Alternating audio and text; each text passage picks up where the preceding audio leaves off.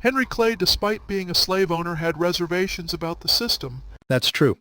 Although Henry Clay was a slave owner himself, he was known to have reservations about the institution of slavery.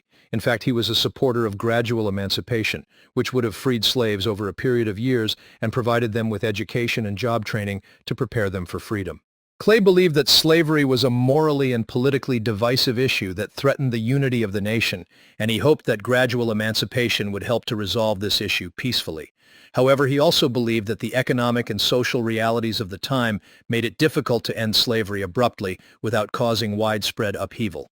I say he was sort of like Thomas Jefferson. He knew the system was problematic, to say the least. But the problem is exactly how do you end it with fewest causalities, and how does he disentangle himself from a situation where he already has blood on his hands? It's true that both Henry Clay and Thomas Jefferson had reservations about the institution of slavery, but struggled with how to address it in a way that would not lead to violence or upheaval.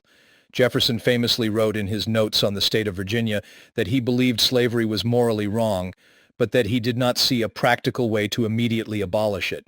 Similarly, Clay advocated for gradual emancipation and the colonization of freed slaves, but also recognized the political and economic challenges of ending the institution. However, it's worth noting that there were abolitionists during this time who believed that slavery should be immediately abolished and were willing to fight for that cause, even if it meant violence and upheaval. So while Clay and Jefferson may have been more cautious in their approach, there were others who believed that the issue was too urgent to wait for a gradual solution. Well, the problem with guys like Jefferson and Clay is that because they've become so entrenched in the system, it's hard for them to go to the extreme on the issue without coming to terms with their own immorality. That's a fair point. It can be difficult for individuals who are part of a system that perpetuates injustice to take a strong stance against it without acknowledging their own complicity in that system. This is a challenge that many historical figures, including Jefferson and Clay, have faced.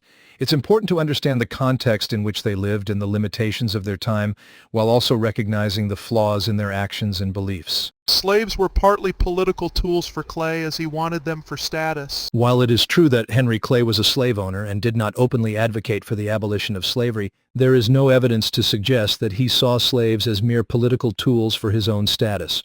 It is worth noting that many prominent politicians of the time were slave owners, and while some, like Thomas Jefferson, expressed reservations about the institution of slavery, they did not advocate for its immediate abolition. Clay was known for his support of the American system, which aimed to strengthen the American economy through a variety of measures, including tariffs and internal improvements. While his economic policies did have implications for the institution of slavery, it is unfair to suggest that he saw slaves as mere political tools. David and Jean Heidler, authors of Henry Clay, The Essential American, say so. I see. It's important to note that while historical figures such as Henry Clay and Thomas Jefferson owned slaves, they also held a range of complex and often contradictory views on the institution of slavery. While they may have used slaves for various purposes, including for labor and status, it's also possible that they grappled with the moral implications of owning human beings. It's important to view historical figures within the context of their time and place, and to acknowledge the complexity of their beliefs and actions.